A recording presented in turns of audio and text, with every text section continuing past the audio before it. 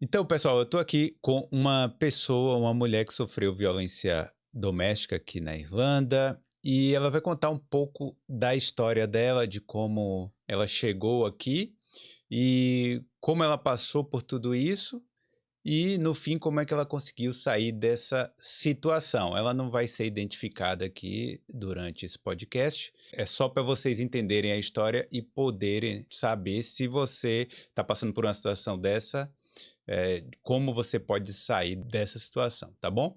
Eu vou pedir só para você não se apresentar, mas dizer aí há quanto tempo você está na Irlanda e como é que foi que você chegou aqui.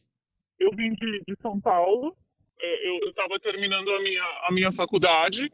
Eu vim em 2009, num lugar assim bem afastado. Eu adorava, eu amava. Eu vim sem inglês nenhum, assim, tipo, a pessoa me pedia: você pode me trazer um copo de água? Eu ia varrer a sala, eu não entendia nada que a pessoa falava. Mas depois, depois de, sei lá, uns 6 meses, quando você está imersa, né? Eu não fui para a escola, eu não fiz nada. Mas eu fiquei 4 anos nessa família.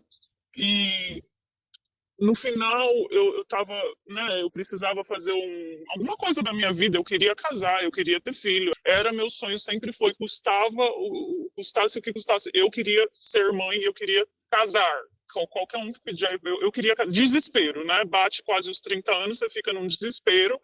E aí eu falei, eu preciso fazer aquela prova do IELTS, né? E como eu estava, engraçado, né? Eu nunca fui para a escola de inglês, mas eu tirei 8,5. Eu fiz a entrevista, porque eu estava, a host mom, né? Que ela era professora, então ela me ensinava dia e noite, noite e dia, ela me corrigia, a cada palavra que eu falava, ela me fazia repetir 10 vezes, e isso me ajudou muito. Quando eu passei nesse IELTS, eu decidi vir para Dublin.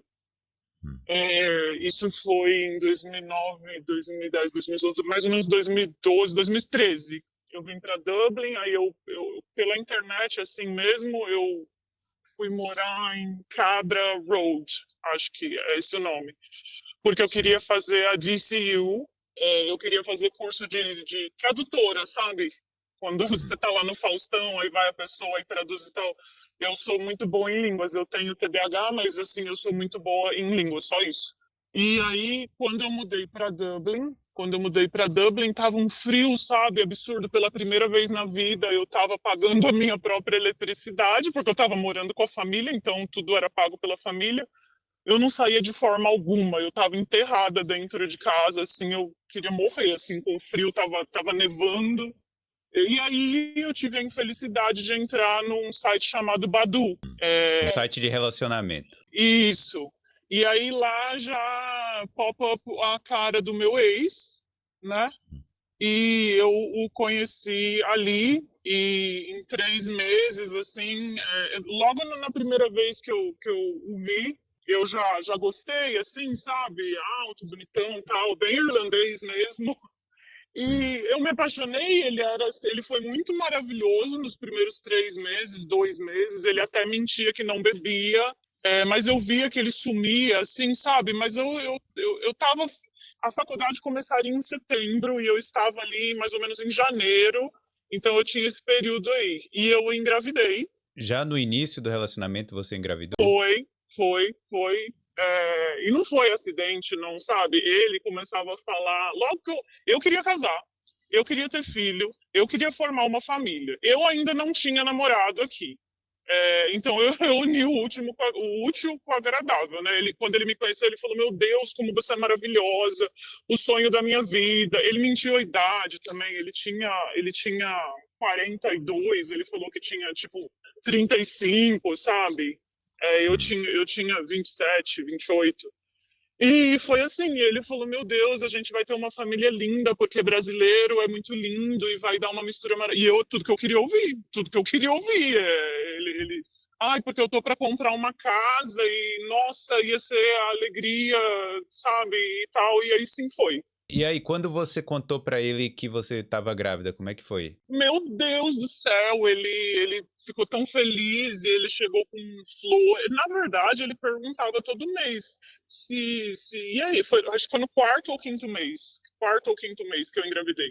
Ele já perguntava, ele já perguntava. Sim, então era vontade dos dois, né? Vamos dizer assim. Sim, sim. E aí você engravidou e vocês começaram já de cara a morar juntos? Como é que foi? Então, aí eu tava morando nesse flat, né? Eu morava sozinha, eu não dividia com 300 pessoas, eu sempre tive uma vida super confortável. E quando eu engravidei, passou mais ou menos 2, 3 meses. Ele tem um emprego bom também, tá? Bem bom, assim, o emprego dele. A gente foi morar junto num apartamento em Santry. O meu pai pagava daí, porque ele sugeriu que o meu pai continuasse. Meu pai sempre pagou o aluguel desde que eu saí da família, né? Desde que eu saí da família, então meu pai falou: não, se você vai fazer a faculdade, eu te ajudo aí até você se formar e tal. E aí, quando aconteceu, minha família super apoiou, sabe? E a gente foi morar nesse apartamento e eu achei estranho porque daí ele propôs. Ele falou: não, o seu pai continua pagando o aluguel por 2, 3 meses até a documentação da casa sair. Aí ele comprou uma casa. Seu pai pagava o aluguel completo, 100% do aluguel. Sim, sim, e as contas e tudo mais, porque a alegação dele era, ele estava comprando uma casa, o que eu achava muito estranho, porque no Brasil, eu te sinto muito, mas com 40 anos eu nunca tinha visto essa de você viver como estudante, porque ele não era estudante. Ele era Sim. irlandês, ele já tinha um emprego. Eu não sei, lá em São Paulo, pelo menos, só se mudou, assim, sabe? Eu tô aqui faz um tempo, mas eu não me lembro de uma pessoa de 42 anos estar dividindo o apartamento com mais 10 pessoas, porque era tudo muito estranho. Aí ele comprou uma casa X, não me perguntou se eu gostei, se eu não gostei. E eu tava passando tão mal na minha gravidez, pra te falar a verdade, que eu não tava nem prestando atenção onde era, onde não era, eu tava, assim, meio anestesiada. Aí, em setembro, mudamos pra essa casa que ele comprou, e ele falou: a nossa casa, o que é meu é seu e tudo mais, e a nossa casa maravilhosa. Ele imaginou na cabeça dele, eu acho, que porque a minha família tem empresa no Brasil, ele imaginou, eu não sei, que talvez ele fosse ser sustentado, eu não sei. Eu não sei. Mas a casa ele comprou no nome dele. Pô, lógico, a Sim. casa, mas até então ele falou que estava no nosso nome, mas eu não estava nem aí no nome de quem que estava, porque eu estava apaixonada, a gente casou, né? Eu estava com visto de estudante, antes que você me pergunte. Como é que você ficou, né? Porque eu vim como 3 meses de turista em 2009. Eu acho que não era muito, como se diz assim, não era muito difícil, assim, sabe? Você era cidade pequena, ela dava uma conversada com um com o outro na imigração. E eu fui ficando, tanto é que eu fiquei 4 anos aí nessa mesma família. Eu não sei nem que visto que eu tinha, se você me perguntar assim, eu não sei. Não era de empregada da família, não. Sim. Eu acho que ela É. era como se ela fosse minha professora, sabe? Como se ela fosse minha professora, porque ela era professora. Mas aí, quando você entrou na faculdade aqui, você teve que... Eu não Renovar o entrei. seu. Eu não entrei. Ah, não entrou de jeito nenhum. Não entrei, porque eu mandei todos os papéis e eu ia começar em setembro. Mas e aí eu o conheci ali entre janeiro e fevereiro, entendeu? Eu cheguei e já conheci ele. Sim. E aí, então, você foi ficando. Então, você começou a morar com ele, não aplicou para visto nenhum e ficou. Mas aí logo, foi isso aí. Aí logo a gente que eu conheci, aí eu engravidei e eu não sei nem o que eu tava pensando, eu passava muito mal. E aí a gente foi na imigração junto, e aí eu lembro que a mulher da imigração falou que para eu conseguir o visto, que daí, eu não sei por que ela falou isso, porque não precisaria. Ela falou que para eu conseguir o visto de ficar no país, eu teria que casar. Ele teria que casar comigo, porque senão eu iria embora para o Brasil, grávida dele. E eu lembro que ele falou: mas ela pode ir embora para o Brasil?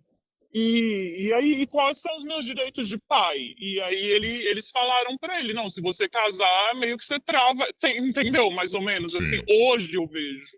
Hoje Sim. eu vejo que foi isso. E aí, vocês casaram? Casamos, foi tudo muito estranho, meu pai pagou tudo. Assim, não foi na igreja, não, foi assim, simples.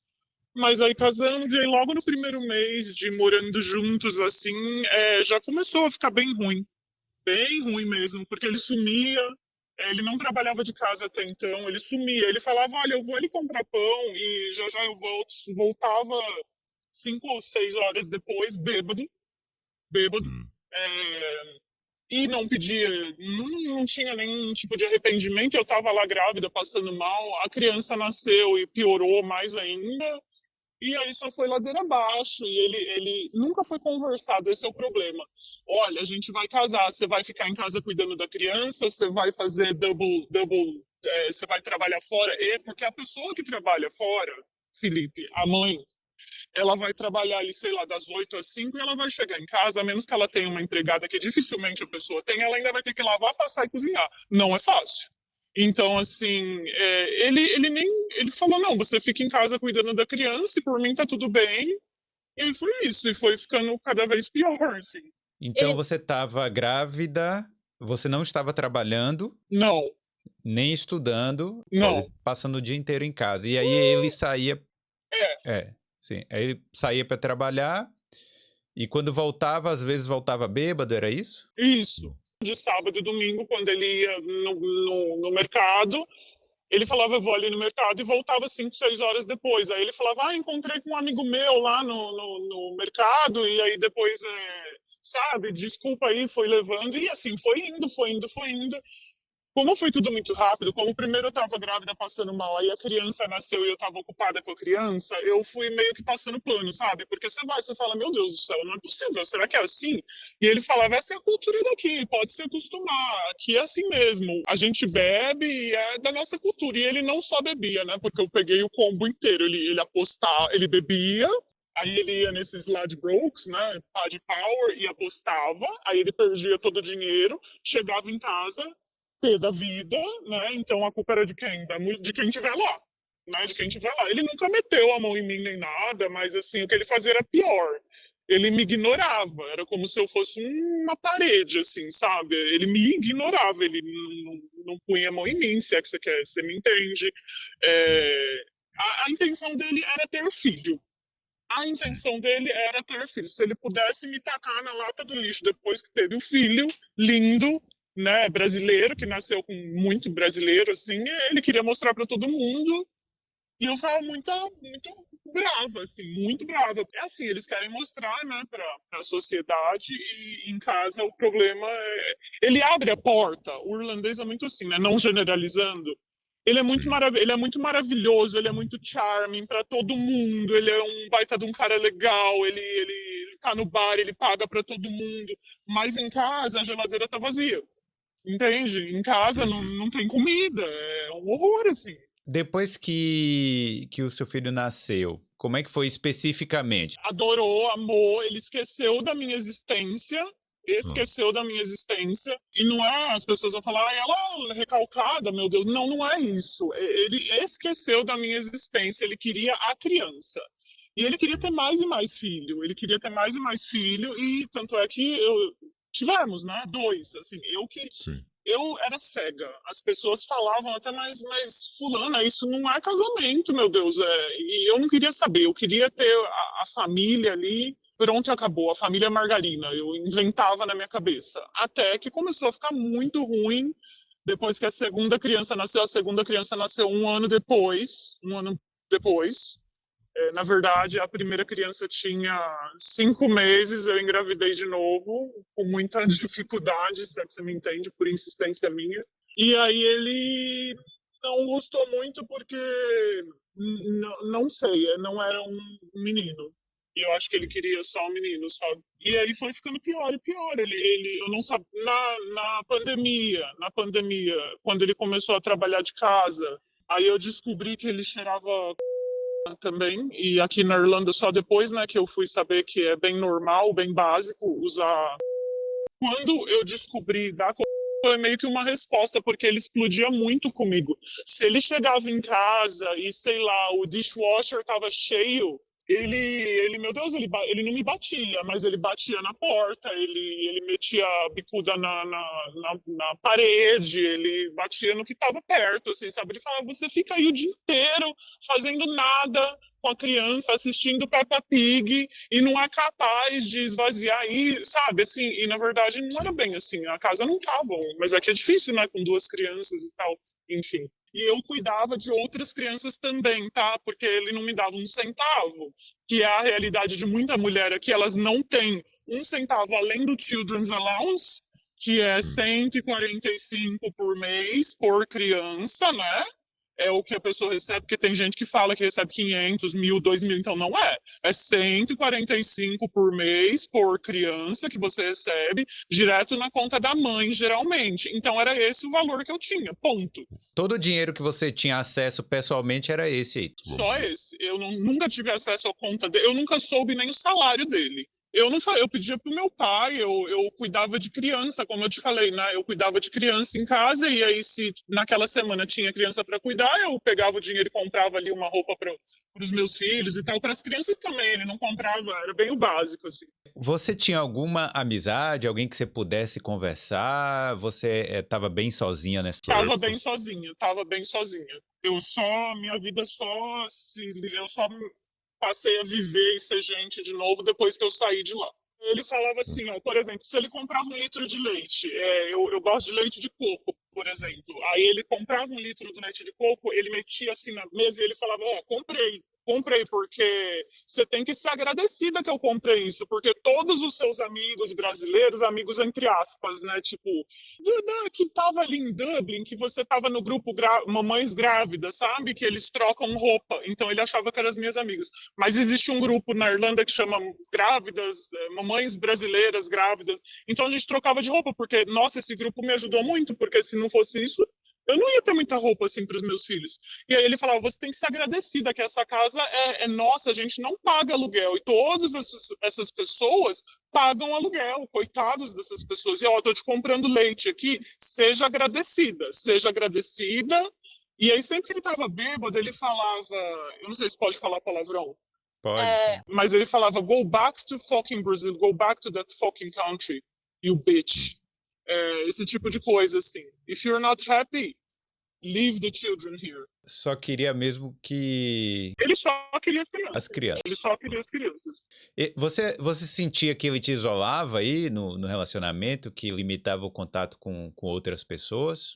Olha, no início, ele até me trancava na casa e pegava meu celular. Pra você ter uma ideia, ele ia pro bar, sabe? Ele ia pro bar. Ele fez isso umas 3 vezes. E eu fiquei assim, meio aérea, sabe? Na época não tinha assim muito esses smartphones aí, era mais aqueles. Você tinha que ligar para linha fixa no Brasil, você lembra? Você tinha que ligar para linha fixa. Mas aí ele voltava do bar, então, ele usava cocaína e eu não sabia. Na minha cabeça, ele estava só bêbado, porque eu não dá muito para ver a diferença, né, de uma pessoa bêbada para uma drogada. Enfim, aí começou a ficar bem ruim, assim, conforme eu gosto de coisa boa, sabe? Eu gosto de decorar a casa, eu gosto de fazer as coisas. E ele não queria. A casa tava em petição de miséria, os armários caindo, tudo sujo, podre. E ele não queria. E eu falava: eu só tenho o dinheiro das crianças para poder comprar um lençol, uma toalha, uma coisa aqui, outra colar. Ele falava: você que se vire, eu já comprei a casa. Because I pay the bills, because I pay the mortgage, because I pay for everything. Sabe? Era o dia inteiro. Era o dia inteiro falando que ele pagava o mortgage. Aí ele falava assim: how much did you give in this house? How much did you give in this house? How much did you pay for the deposit? E realmente eu não paguei nada no depósito. Então era o dia inteiro e metia a mão na mesa e falava: porque você vive aqui de graça. Porque você deveria de me pagar aluguel. Esse tipo de coisa, assim. Você não faz nada, você só assiste Peppa Pig e fica com a criança aí. Aí quando eu sugeria, aí eu falava: bom, então eu vou colocar a criança na creche, coisa que eu não queria de forma alguma. Eu falava: eu vou colocar a criança na creche e vou trabalhar, então. Aí ele falava: de forma alguma, uma creche custa 1.000, 1.500, quem que vai pagar? Tá louca? Eu não vou pagar. Eu não vou pagar. Eu falava: então o que você quer? Porque eu não entendia. Eu falava: gente, ele quer o quê? Ele quer encher o saco, entendeu? Ele quer humilhar alguém. Eu tava lá pra essa função, eu acho. Mas quando é que você percebeu que isso era muito estranho e que você estava assim num relacionamento abusivo? Então, foi assim. Ele ficou mais próximo ainda da primeira criança. Aí ele ia pro bar, ele levava a criança de 8 meses, 9 meses, ele levava a criança para um bar. E pasme você, aqui na Irlanda é normal, né? Você levar a criança tá ali no cadeirão, sei lá, tomando groselha e a pessoa tá bebendo, eu não me conformava. E eu não tinha carro na época. Tanto é que eu fui ter carro depois que a segunda criança nasceu, porque o meu pai veio que meio que me resgatar aqui. Ele me deu um carro, ele falou: Paula, sai dessa, E quando ele voltou para casa uma vez muito bêbado, dirigindo, com a criança atrás, que o meu filho, aí eu entrei nesse grupo brasileiras grávidas em Dublin, na Irlanda. Eu falei, gente, tá acontecendo isso, o meu marido vai pro bar, ele volta muito bêbado com o meu filho no carro. Existe alguma coisa que eu possa fazer, além de ligar para a polícia? E aí uma menina falou, você já ouviu falar no Women's Aid? E aí eu falei, não, o que é isso? E aí ela falou, olha, tá aqui o telefone. Você liga para elas e você fala tudo o que está acontecendo. Você consegue explicar o que é esse Women's Aid? O Women's Aid é um grupo, eu acho que elas são irlandesas, a head chef está na Inglaterra, é um grupo de mulheres, tem homens também que trabalham na instituição, que ajudam essas mulheres, até adolescentes, que não precisa ser casada nem nada, mas que estão num relacionamento violento, seja psicologicamente ou fisicamente, elas te ajudam, elas te resgatam, elas te mandam um táxi na sua casa, elas pagam um táxi, porque eu lembro que eu falei, mas eu não tenho dinheiro para o táxi, eu não tenho dinheiro para o ônibus, eu não... Elas falaram, a gente combina uma esquina, assim, é sensacional, é sensacional. Quando eu liguei para o Women's Aid, elas falaram, você está em todos os sinais que você está num relacionamento abusivo, tá aí. A questão financeira, ele não pode fazer isso com você, você é mãe dos filhos dele, ele não pode te privar do dinheiro dessa forma. E aí eu era meio besta, sabe? Eu ia lá e falava para ele, olha, eu liguei numa instituição e eles me falaram que você não pode fazer assim. Ele, então eu vou começar a te dar 300 euros por mês, então, tá bom para você? E aí eu te deixo ficar com o dinheiro das crianças. Aí eu falei, nossa, que sensacional que ele é. E aí eu fui ficando mais um tempo, até que quando foi a pandemia, que ele começou a trabalhar de casa e tudo era motivo de briga e ele quebrava tudo na frente das crianças e as crianças começaram a ficar assustadas. E uma dessas ele me ouviu ligando para o Women's Aid, ele me ouviu e aí ele pegou e ele falou assim, eu vou jogar todas as suas coisas lá fora e eu quero que você saia dessa casa, porque essa casa é minha. Essa casa é minha, eu quero que você saia daqui e deixe as crianças. E quando ele falou isso, eu liguei de novo no Women's Aid e quando eu falei isso, elas falaram, vai lá e pega um barring order. Vai lá e pega um barring order para ele, porque ele não pode jogar suas roupas fora e te mandar embora. Ele não pode, vocês são casados e não pode. O barring order é quando ele não pode ser violento com você, nem chutar a porta, nem olhar para você torto, ele pode, porque daí ele vai preso. Mas ele vai preso por algumas horas e depois ele sai. E ele não sai feliz, se é que você me entende. Eu até hoje eu não entendo qual é que é a lógica desse barring order aí. Eu não sei se eu me arrependo, eu não sei, mas foi o início de tudo. Foi o início da minha liberdade, para te falar a verdade. Eu fui tremendo, eu fui tremendo. Um Women's Aid eles mandam alguma mulher lá com você, segurando na tua mão, e você tem que ir na corte, você tem que explicar para o juiz o que está acontecendo. É tudo na fala, você não precisa provar nada. Diferente do Brasil, que você precisa provar, que você não precisa provar nada. O que eu acho um absurdo. Porque daí o que ele fez? Ele foi lá e ele pegou um barring order contra mim também. Não. Entendeu? Porque é assim aqui. É assim aqui. Mas o Women's Aid já te avisa, eles já te falam. Olha, certeza que semana que vem ele vai fazer a mesma coisa contra você. Mas quando acontece isso, vocês dois continuam na mesma casa, morando Sim, juntos? sim, para você ver. Para você ver como é que eu não entendo essa lei da Irlanda. Sim, e tem várias pessoas que estão na mesmíssima situação. E aí, Felipe, é um jogo de quem chega primeiro no telefone. Porque o que acontece? O que essa barring order faz? Ela tá escrito lá que o cara não pode colocar você em medo, o cara não pode fazer nada que te deixe com medo. Caso ele faça, você ligue para a polícia, que a polícia vai lá e prende ele. Então aí, meu filho, aí fica aquela conversinha fiada. Olha, ele tá com... Tanto é que eu fui presa, né, na segunda vez, porque eu taquei um ursinho de pelúcia nele numa discussão lá, porque ele não deixava ligar os aquecedores da casa. Ele não deixava ligar os aquecedores da casa porque a eletricidade vinha muito alta, portanto ele falava, não vai ligar porque quem paga as contas sou eu, você não paga nada, então você não vai ligar. E ele tinha um papel bem grande, assim, escrito no boiler, do not turn the heat on. Não liga o aquecedor. Isso, I pay the bills. E aí ele comprou um ursinho de pelúcia que você punha no micro-ondas e ele esquenta. E aí o meu filho, e ele comprou isso para uma criança. E aí o ursinho explodiu. Ele falou para a criança ir lá no micro-ondas e colocar, porque a criança falou que estava com frio, e ele falou, vai lá e pega o ursinho, o negócio explodiu e queimou o braço do meu filho. E eu tenho documento, eu fui no GP e tal. Aí eu peguei o ursinho, não estava quente, porque né, antes que falem, será que tinha uma faca? No ursinho não tinha nada, porque foi na manhã do dia seguinte, porque o meu filho ainda escondeu, porque ele achou que eu ia ficar brava, que ele mexeu no micro-ondas sem minha permissão. Na manhã seguinte, eu falei, esse ursinho que você deu para ele não é para criança, não é. E eu taquei o ursinho assim. E aí ele ligou pra polícia. Eu não vi ele ligando pra polícia. Eu não vi. Na manhã seguinte, eu tava tomando meu café, chegou duas policiais lá. E eu falei, deve ser pra ele, né? Porque ele que se droga, eu não sei. Eu falei, você quer falar com quem? Aí eles falaram meu nome e você tá, you're being arrested.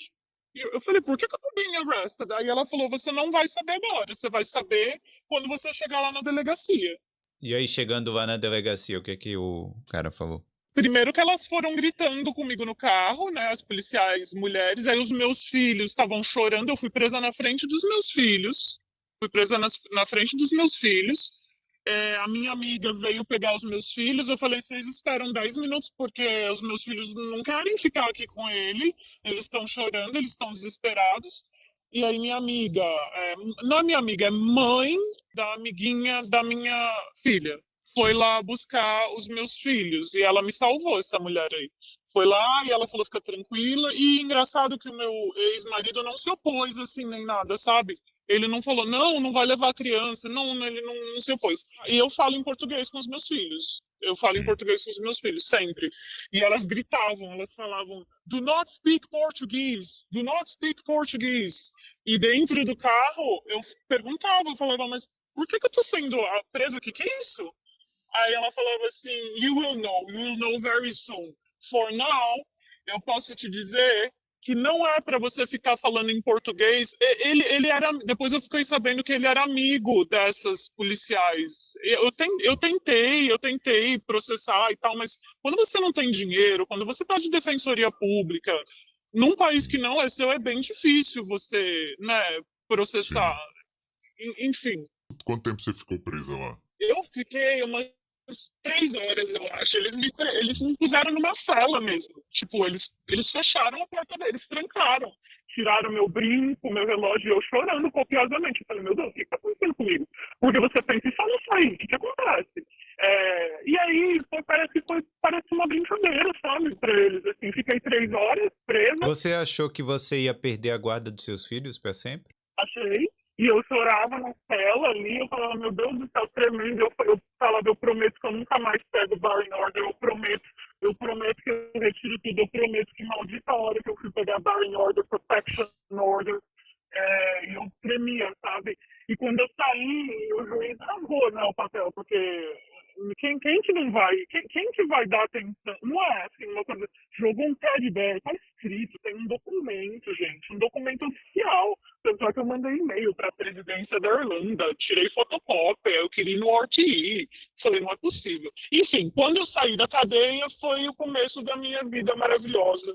Porque quando eu saí da cadeia, eu não voltei mais para aquela casa, eu só voltei depois com policiais. Na realidade, eu voltei para pegar o meu cachorro. Conheci um brasileiro no grupo dos brasileiros, maravilhoso, casado com uma irlandesa. Ele se propôs a ficar com o meu cachorro e eu liguei no refúgio e aí eles falaram, eu expliquei o que aconteceu. De primeiro eles falaram que não tinha vaga, todos os refúgios da Irlanda são sempre muito lotados. Tá sempre lotado, é muito difícil você conseguir vaga. A sua situação, isso que eu acho um absurdo, a sua situação tem que estar muito, muito desgraçosa para eles falarem, então vem. Porque uma vez que eles abrem a porta do refúgio, você está protegida, você está tranquila, você vai ter psicólogo para você vai ter psicólogo para os seus filhos, você vai ter roupa, você vai ter comida, você vai ter energia, você vai ter tudo, tudo, tudo, tudo. Você chegou a ameaçar ele, tipo assim, eu vou embora, eu vou sair, e aí. Porque muita gente tem medo de visto e perder a guarda dos filhos, né? Ele falava, você quer separar? Porque até então eu não tinha aplicado para o divórcio, né? Ele falava, você quer separar? You wanna play hardballs? Ele falava, que até hoje eu nem sei o que é isso, mas ele falava, you wanna play hardballs? Então vamos pro pau, então vamos pra guerra. Ele falou assim, você vai ver o poder que um irlandês tem. Eu tinha medo de perder as crianças, medo dele, assim, de apanhar, eu não tinha, mas eu tinha, assim, medo de perder as crianças, porque muita brasileira já falava, né? Que perde mesmo. E perde mesmo. E perde mesmo se você não prestar atenção. Por exemplo, se eu tivesse saído de casa com as minhas próprias pernas e eu tivesse alugado uma casa com as minhas próprias pernas, se bem que eu não sei como, né? Porque eu não tinha emprego, mas eu tenho certeza que ele teria tirado as crianças de mim, porque quando eu entrei no refúgio com as crianças, 48 horas depois, na primeira noite ele me mandou uma mensagem falando assim, I give you 24 hours to come back. I give you 24 hours to come back. Aí eu mostrei para a mulher do Women's Aid, aí eles falaram, não volte e não responde, não volte e não responde. Aí com 48 horas ele mandou por e-mail eu não sei como é que fala, que você tem que ir lá na corte, na data tal, na hora tal. Uma intimação. Isso, isso. E aí eu tinha que ir, e eu não tinha carro, porque eu deixei até o meu carro para trás. Eu deixei tudo para trás. Eu deixei laptop, eu deixei tudo para trás. Tudo, tudo, tudo. Roupa, tudo. Quando você estava no refúgio, as crianças ficaram com essa outra mulher? Não, aí eu saí da cadeia, fui direto para casa dessa mulher e eu falei, olha, você viu o que aconteceu? O que que eu faço? E ela é irlandesa, ela falou, você não volta para aquela casa, porque ele vai acabar te matando, ele vai acabar te tacando da escada e vai falar que foi um acidente, e eu não sei. E eu falei, mas o que que eu faço? Aí ela falou, liga para aquele refúgio e vamos tentar. Aí ela ficava ligando de um telefone para um, e eu ficava ligando do outro telefone. A gente ligou no total uns 30 refúgios. Como é que fica com as crianças? Você pode ir com as crianças pro refúgio ou não? Sim, sim. As crianças ficam com você, mas aí é que tá, você tem que ter o psicológico bem forte, porque ele vai te ameaçar. E o seu advogado também vai te falar, volta, porque é uma lei que até agora eu não sei muito explicar, eu não sei se eu tive sorte, eu não sei. Eu sei que ele me intimou para ir no dia seguinte não, depois de 2 dias na corte, e aí tava ele lá com o advogado dele, e tava eu lá sem advogada, que nem uma anta, com a mulher do Women's Aid, não sabendo nem o que ia acontecer. E aí ele falou, olha, ela saiu de casa com os meus filhos e eu quero as crianças de volta. Ele não me queria de volta, mas ele queria as crianças de volta. E aí a sorte é que eu estava no refúgio. Porque como eu tô te falando, se eu tivesse na casa de algum amigo, eu não sei, eu acho que ele teria. Eu tenho quase certeza que ele teria pego as crianças de volta, mas a mulher do Women's Aid, ela consegue fazer um statement, e aí cabe a você convencer o juiz, né? E eu falei para o juiz, a gente já estava num pé de guerra há muitos anos, a situação já estava muito ruim há muitos anos, e aí eu tinha eu não sei como fala, uma declaração da mulher do Women's Aid, já falando que eu já vinha ligando para eles há anos. Sim. E aí o juiz falou que era para eu ficar onde eu estava. Que era para eu ficar onde eu estava mesmo, e que aí a gente ia ter que acertar, então, visitação. Eu quase morri, porque ele queria que ficasse uma semana com ele, uma semana comigo, uma semana com ele, uma semana com ele. E aí o juiz falou, então, que pelo primeiro mês ia ser, tipo, um sábado, todo sábado, das 7, não, das 11 às 7, todo sábado, e assim foi. E aí eu tinha que pegar o ônibus e ir até um lugar público para ele pegar as crianças, ficar das 11 às 7, e assim foi melhorando, né? Faz 3 anos já que aconteceu isso e tudo melhorou, Felipe, tudo, porque o meu maior medo era impactar as crianças, mas as mulheres do Women's Aid falavam, mas vai impactar como mais se as crianças já viveram um inferno de ver uma família sem amor, de ver um pai chegando bêbado em casa, quebrando tudo, e eu sempre falava, né? Eu falava, mas ele não me bate, ele não me bate. Mas elas falavam, mas ele esmurra a porta, ele sabe? Ele chega bêbado, ele grita, ele faz um escarcéu se o dishwasher tá cheio, se a roupa não tá estendida. Às vezes eu ligava o aquecedor quando ele saía, e aí ele chegava, ele punha a mão no aquecedor. Se ele via que o aquecedor tava quente, ele falava, "You're gonna pay for this. You're gonna pay for this." Aí, tipo, ele não comprava comida daquela semana, por exemplo. Aí eu tinha que usar o dinheiro das crianças pra comprar. E quando você finalmente se livrou disso, como é que você conseguiu se reerguer depois? Felipe, eu saí de uma casa pequena, super pequena, bem precária, para um refúgio que tinha tudo, tudo, psicólogo, tinha. Aí as crianças foram para uma escola assim bem melhor, sabe, cidade pequena e tal. Eu não estava nem acreditando, assim no início, sabe? E eu fazia até terapia no Women's Aid, e aí tinha comida, tinha roupa. E aí você vai, né, pensando, o que eu vou fazer? Aí deu 3 meses que eu estava no refúgio, ele aplicou para a guarda total das crianças. Aí eu fiquei desesperada porque o juiz me deu 4 semanas. O juiz me deu 4 semanas porque daí ele alegou que eu estava num refúgio com gente que ele nem conhecia e que ele é o landlord, que ele é dono de casa e que as crianças dele não eram para passar por isso. E aí eu falei, ele usa, como é que ele vai pegar a guarda dos meus filhos? Ele usa. E aí ele fez o exame de droga lá, né? E aí deu que ele não estava usando mais. Então essa daí eu já não podia mais falar, né? E aí eu falei que ele bebia muito, e aí ele parou de beber. Ele parou de beber para ter as crianças de volta. E aí eu sei que eu fiquei desesperada, eu não conseguia alugar casa, porque eu falei, como é que eu vou fazer agora para alugar uma casa? Aí tem o RAP, né? O RAP é uma assistência do governo. E aí as mulheres do Women's Aid mesmo, eles aplicam para todos os benefícios que uma mãe solteira tem.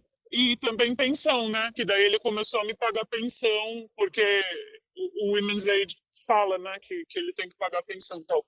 Porque até então, quem pagava as coisas dos meus filhos era a minha família. E aí eu coloquei todos os gastos que os meus filhos tinham, e aí eu consegui uma pensão bem alta, que eu vou até abrir porque as mulheres não sabem que dá para conseguir pensão alta, que dá sim. É só você mostrar o que os seus filhos fazem, é só você mostrar quais são os gastos dos seus filhos. É diferente do Brasil, que se eu não me engano, é baseado no salário da pessoa, né, do cara. Aqui não, aqui é baseado no que os seus filhos gastam, no que os seus filhos fazem. O que é injusto, né, porque o que um bebê de 6 meses gasta? É que os meus filhos já estavam já numa idade maior, assim, aí eles já faziam bastante atividade, tipo piano, violino e tal. Mas, por exemplo, se você precisa alugar uma casa Então, para os seus filhos, a pensão ela vai cobrir uma parte disso? Se a pessoa tiver mais ou menos ali nos 100 mil ao ano, cobre sim. Aí tem o RAP, né? O RAP ajuda, por exemplo, se um aluguel custa 1.300, o RAP paga 600 e aí também tem ajuda para as mães. Por favor, mães. Eu consigo ligar o aquecedor da minha casa hoje, todos os dias, e toda vez que eu ligo o aquecedor da minha casa, no início, sem saber, eu ficava até emocionada, porque a minha casa é quente e eu consigo pagar. Eu consigo pagar. Hoje em dia eu trabalho assim, fazendo um bico aqui, outro ali, limpando uma casa aqui, outro ali, sabe?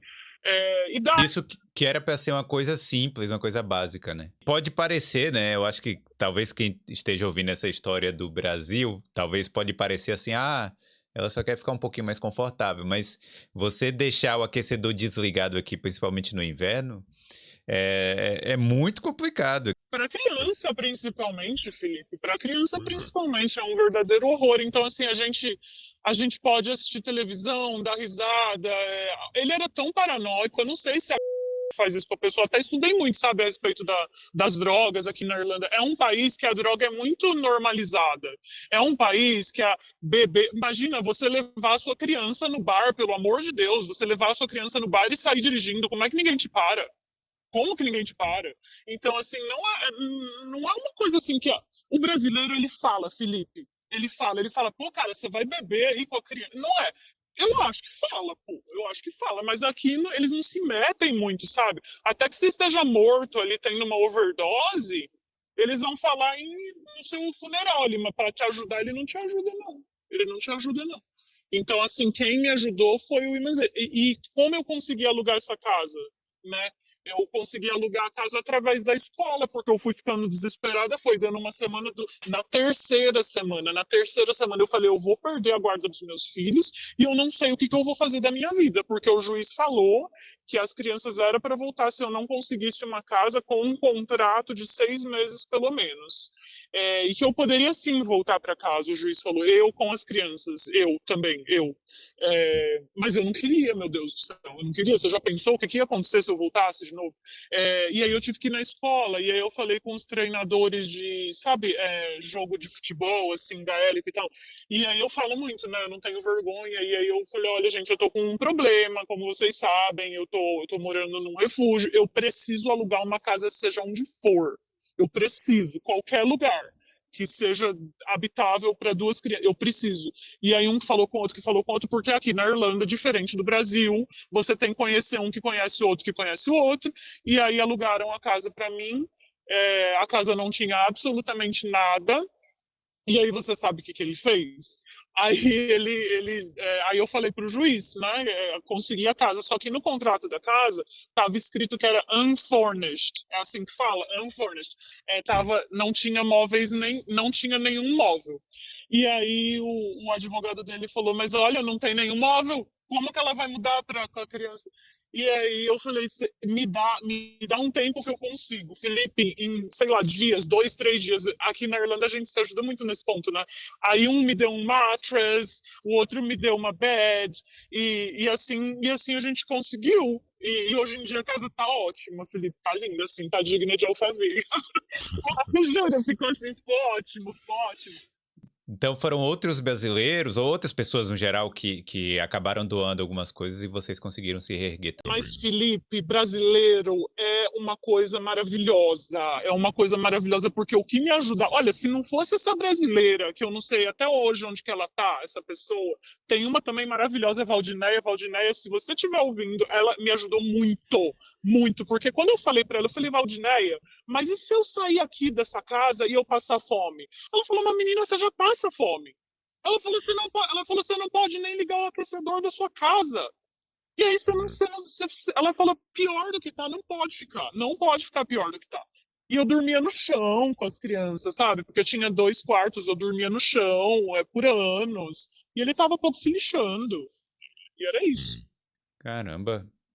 Então, hoje, você, depois aí que você passou por isso, você viu muita gente aí nessa situação, numa situação parecida?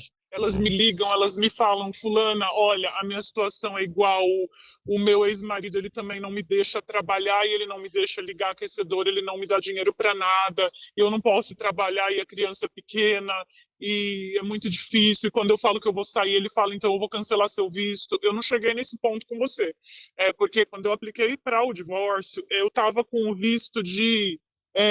aquele visto lá de quando você é casada com a pessoa, sei lá qual que é o nome.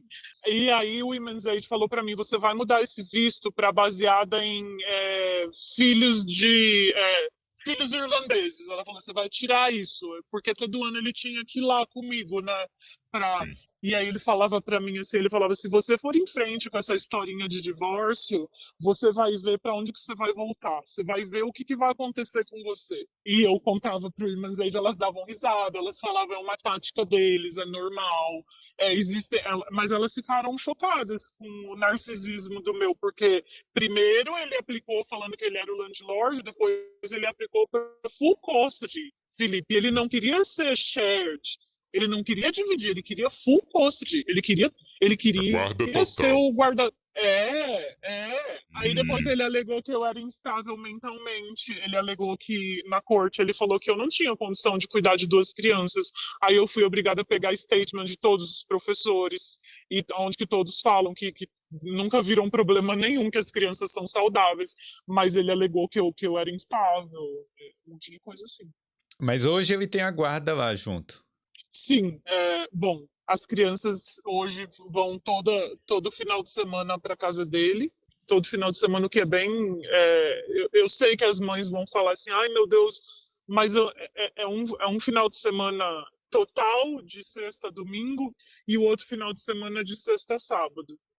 É doído, sim, não é fácil, mas é muito melhor do que o que estava antes. E as crianças estão muito mais felizes hoje do que era antes, com brigas toda hora. Era um horror, era um horror. E o divórcio saiu, finalmente. De forma alguma. De Não? forma alguma, não. O divórcio aqui na Irlanda, pelo que eu entendi, eu estou de defensoria pública, que chama Legal Aid. Então, pelo que a minha advogada falou, demora aí entre 5 e 8 anos. Pasme você. Porque tem.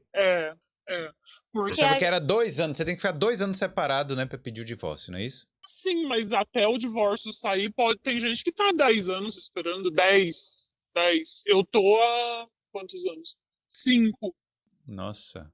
5, até agora não aconteceu nada, porque faz 3 e pouco que eu saí, e antes mesmo eu já tinha aplicado, então faz mais ou menos isso aí. E como eu sou defensoria pública e ele é particular, então a tática deles eles não engage, eles não respondem as cartas que o seu advogado manda, e a briga dele é justamente a casa, porque ele falava que ele falava over my dead body. Você pega qualquer porcentagem dessa casa de mim. Uma coisa que eu queria falar é que assim as mulheres elas vão conseguir acessar os benefícios e aí o governo até paga curso. Curso profissionalizante? É isso, isso. Eles pagam para você, eles te ajudam com mas isso você tem que estar separada. Você tem que estar Sim. separada e você tem que ter o papel ali que você está separada, porque se você tiver casada, você não vai conseguir acessar esse tipo de benefício. Então, assim, você vai ter ajuda com a eletricidade, você vai ter ajuda com o gás, né, aquecimento, você vai ter ajuda com, aí no Natal, você tem uma ajuda maior para as despesas, você não passa fome com nada, assim, você tem ajuda de tudo. Assim. Hum.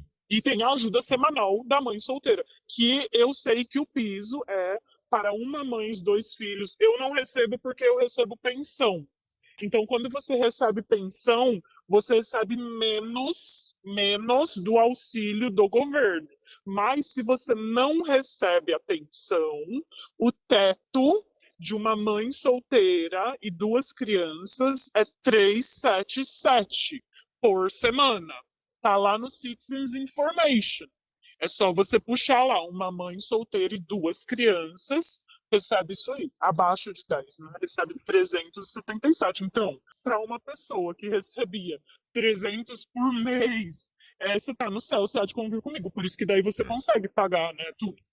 Isso, fora o rap e essas outras coisas também. Fora também ajuda com uniforme, fora também ajuda com livros da escola, tudo. Eles ajudam você até no uniforme, você acredita? Porque chega benefício lá, você fala, gente, da onde que sai? Que dinheiro é? Sabe quando você entra assim na sua conta, você fala, da onde que veio isso? Aí eu vou lá pra ver, né? Porque eu falo, vai que depositaram errado, eu vou ser presa de novo. Aí eu vou lá, eu pergunto, aí eles me falam, não, isso é uma ajuda pro uniforme. 2 vezes ao ano você recebe. Teve muitas mulheres, né, que tiveram um problema assim de passar por uma situação muito grave e acabar tentando fugir da Irlanda, levar as crianças. Sim. E aí é um problema bem sério isso, né? Isso aí chegou a passar pela sua cabeça ou não? Chegou. Não, você não sabe o que aconteceu, porque ele achou que eu tinha fugido. Quando eu tava no refúgio, ele falou: eu te dou, I give you 24 hours to come back. Eu não respondi, ele ligou pro meu pai, Felipe. Ele ligou pro meu pai lá no Brasil. O meu pai quase teve um ataque do coração. Ele falou: a Paula fugiu, certeza que ela tá aí. E aí o meu pai ligando pra todo mundo, e aí ligou pra mim, e aí eu falei que eu tava aqui e tal, que tava tudo bem, mas veja que absurdo. Ele achou, mas eu já sabia que já tinha, as mulheres do Women's Aid mesmo já tinham me falado, não faça de forma alguma. Já tinha te alertado. Eles já tinham me falado, eles já tinham me falado. Eles vão te ameaçar que vão tirar o seu visto, eles vão te ameaçar que você vai perder as crianças e você sozinha vai ter que voltar pro Brasil, eles vão te ameaçar disso, eles vão te ameaçar, se ele for o dono da casa, ele vai falar, você nunca pagou um centavo nessa casa, você não vai ter o direito a nada, eles vão te falar isso, eles vão te falar que porque você tá num refúgio, eles vão tentar arrancar a criança de você, mas é tudo uma questão de você ir lá com uma mulher do Women's Aid e coloca a criança na escola, coloca a criança, não deixa a criança fora da escola se você mudar de uma cidade para outra, matricula o mais rápido possível na escola, já matricula num GP, já pega e já matricula num GP e vai se munindo de documentação, guarda todos os e-mails, guarda todas as mensagens dele te xingando e esse tipo de coisa assim. Mas tem a questão da psicóloga que ele chama para avaliar você, ele manda a pessoa na casa que você está morando, pelo menos no meu caso ele teve esse poder aí de mandar uma pessoa da Tuzla ir na minha casa para ver se a minha casa estava de acordo com o que ele achava que era. E aí essa pessoa da Tuzla vai fazer uma redação, né, falando a percepção dela. No meu caso, deu tudo certo, porque ele tentou de todas as formas, mas como os professores estavam do meu lado, vamos dizer assim, né, ele não conseguiu. Sabe quando você tem o telefone na secretaria da escola e tá o seu nome lá com o seu telefone? Ele tirou o meu nome e ele tirou o meu telefone, ele deixou o dele só. Ele deixou o dele só, e eu fui descobrir depois, no GP, era ele que era o que ia, entendeu? Ele queria ele ser a mãe e o pai, ele não queria eu na jogada, e ele não sabia o que fazer comigo. Então ele decidiu maltratar, e acho que ele tinha a esperança de eu largar tudo, porque tem um momento que eles tentam te deixar louca, sabe? Ele ligava a televisão 2 horas da manhã num volume alto, acho que ele tenta te deixar louca, assim. Ele escondia as minhas coisas, ele escondia a minha bolsa, ele escondia a chave, sabe? Esse tipo de coisas. Então, eu acho que o que a gente tem que tirar deste podcast aqui é em relação a se uma mulher estiver passando por uma situação dessa, tem jeito, né? Tem porque o Women's Aid tá aí e eles te apoiam muito. Pra mim eu fiquei boquiaberta. O lugar é limpo, as mulheres são maravilhosas, tem psicólogo pra mãe, tem psicólogo pra criança, tem brinquedo, tem roupa, água quentinha, comida nutritiva, tem tudo, tem shampoo, tem tudo. E psicologicamente, você que já passou por essa situação, o que é que você falaria para uma pessoa que está passando por isso agora? Eu diria que elas não têm que ter medo do que eles falarem. Presta atenção para você não abrir a boca e não grita, não fala palavrão, porque se você gritar já é tido como eles podem enfiar a mão na tua cara que nada vai acontecer com eles, nada.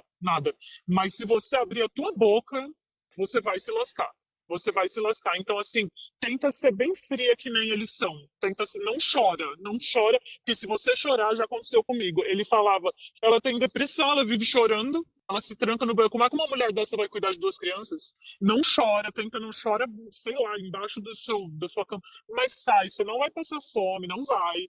E o tempo que você estiver no refúgio é o tempo que você tem para pôr na cabeça. As mulheres são tão maravilhosas que elas falam, olha, você tem direito a esses benefícios aqui, você sabia? Você tem direito a uniforme, você tem direito a fazer um curso profissionalizante, meio período, para que quando suas crianças estiverem na escola você possa estudar. Então, assim, coisas que eu nem sabia que tinha.